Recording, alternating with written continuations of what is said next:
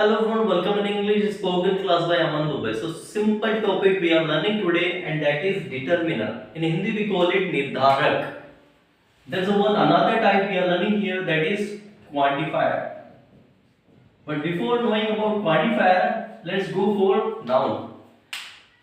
ये जो डिटरमिनर्स होते हैं ना, इनका यूज हम लोग करते हैं नाउन के सामने. अब नाउन जो है टू टाइप्स के होते हैं, countable and uncountable. Countable has another two types, singular and plural.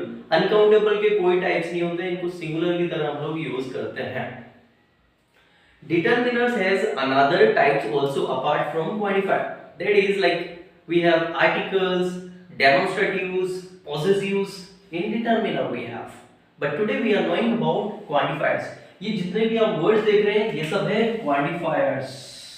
Okay, सो ये सारे वर्ड्स है क्वांटिफायर्स. इनका यूज कैसे करना है बस ये आज मैं आपको समझाने वाला हूं. Okay, so only I am going to teach you about the types of quantifiers and how we use in spoken here. Now let's go. Yes, मेरे को पेन चाहिए, आई वांट पेन. मेरे को सारे पेन्स चाहिए, I want all the pens. तो all का use हम लोग करते हैं प्लूरल के साथ में. मेरे पास थोड़े पेन्स है, आई हैव सम पेन्स. हमारे घर में बहुत सारे थोड़े, हमारे घर में थोड़े पेड़. There are some trees at my garden, at my home. और some, I want some water. मेरे को थोड़ा पानी चाहिए. सम का यूज जो है, सम का यूज जो है हम लोग यूज कर सकते हैं प्लूरल काउंटेबल में और अनकाउंटेबल में यूज कर सकते हैं. मेरे को आई हैव लिटिल वाटर, मेरे पास थोड़ा पानी है. लिटिल नेगेटिव में यूज करते हैं. मेरे पास थोड़ा पानी है, आई हैव सम वाटर या आई हैव लिटिल वाटर. लेकिन लिटिल का मतलब एक नेगेटिव सेंस में होता है, मतलब पानी इतना कम है कि आपका काम नहीं हो सकता. I want few pages from your text book. Actually few जो है नेगेटिव सेंस में यूज होता है, जैसे फ्यू का मतलब होता है ना के बराबर. I have few pages in my notebook, I can't share it with you. मेरे पास बहुत ही कम पेजेस है, मैं आपके साथ शेयर नहीं कर सकता. I have little knowledge regarding to that topic because I can't share it with you. I have much knowledge. Little का मतलब एकदम कम और मच का मतलब ज्यादा. I have much knowledge, much मतलब ज्यादा. Okay, I have, I want more water. I want more water. मेरे को ज्यादा पानी चाहिए. I want more water. मेरे पास ज्यादा कलर्स है. I have more colors than you. More का यूज हम लोग जो है एक्चुअली प्लूरल काउंटेबल्स के साथ में यूज कर सकते हैं कंपैरिजन के लिए. और इधर भी हम लोग अनकाउंटेबल के साथ भी यूज कर सकते हैं. जैसे कि मेरे पास आपसे ज्यादा नॉलेज है. I have much knowledge than you. या फिर कंपेयर हम लोग कर सकते हैं I have more knowledge than you.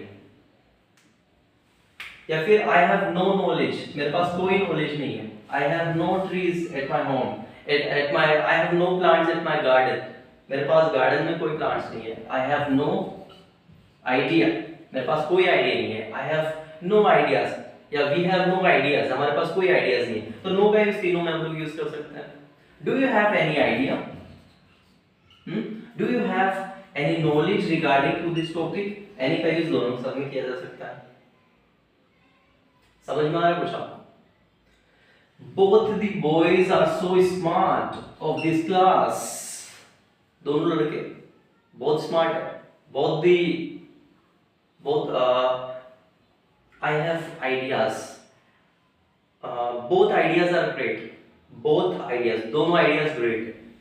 Both knowledge, I have both knowledge and water.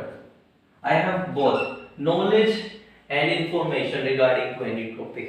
Yeah, I have milk या फिर I want milk and juice both.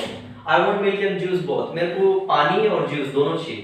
So both का यूज हम लोग दोनों के लिए यूज कर सकते हैं, इधर भी इधर भी. लेकिन इधर प्लूरल में यूज करना है, काउंटेबल में, और इधर अनकाउंटेबल में यूज कर सकते हैं. समझ में आ रहा है मुझे आपको? ओके, सो बस मैं आपको ये बताना चाहता हूँ विद दिस टॉपिक. If you are using this quantifiers in your spoken would sound great. It creates impact in your spoken.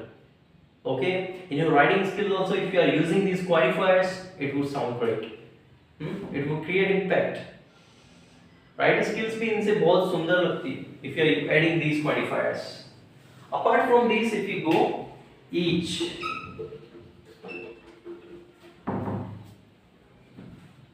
each का यूज हम लोग कर सकते हैं. Yes, each boy of my class is standing in a line. यानी कि each का मतलब हम लोग बोल सकते हैं एक लड़का. each का मतलब एक लड़का. each boy is standing यानी क्यूब. एक लड़का लाइन में खड़ा है. every boy हर एक लड़का खड़ा है. हर एक लड़का लाइन में खड़ा है. every idea is great. तो every और each का यूज होता है सिंगुलर के साथ में. every star shines. every star shines in the sky. इसके अलावा दोनों को भी हम लोग यूज कर सकते हैं. each and every idea is awesome in this era. Only the need is you need to use it.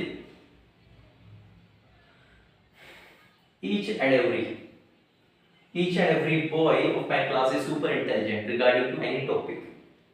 So इस तरीके से जो है क्वांटिफायर्स का यूज कर सकते हैं. इनके अलावा हम लोग और भी यूज कर सकते हैं. I have many का भी यूज कर सकते हैं. I have many dogs. There are many street dogs. Many street dogs are aggressive of my city. यानी many का यूज हम लोग कर सकते हैं प्लूरल के साथ में, प्लूरल काउंटेबल के साथ में. या फिर हम लोग most का भी यूज कर सकते हैं. Most of the dogs, many या most दोनों को यूज कर सकते हैं. Most of the dogs of my city are so aggressive, they may bite. So stay cautious while going anywhere in my city, while roaming anywhere in my city. So most और many दोनों को हम लोग use कर सकते हैं. most और many दोनों का मतलब होता है ज्यादातर. I have most of my ideas are great. most के बाद जो तुरंत जो नाउन आता है वो प्लूरल आता है. यानी जितने भी वर्ड्स इनके बाद आएंगे ना इन क्वांटिफायर्स के बाद they will come plural only. I have seen several stars in the sky. तो several जो है इसका मतलब होता है large number of. ओके, या इसको हम लोग बोल सकते हैं हिंदी में बहुत सारे. I have seen large number of stars on the sky. और several हम लोग यहाँ भी यूज कर सकते हैं. Several. I have several information regarding to any topic. Several का मतलब large number of information I have. So if you are using these types of quantifiers or any topic, any quantifier, it would sound great in your spoken. Thanks so much.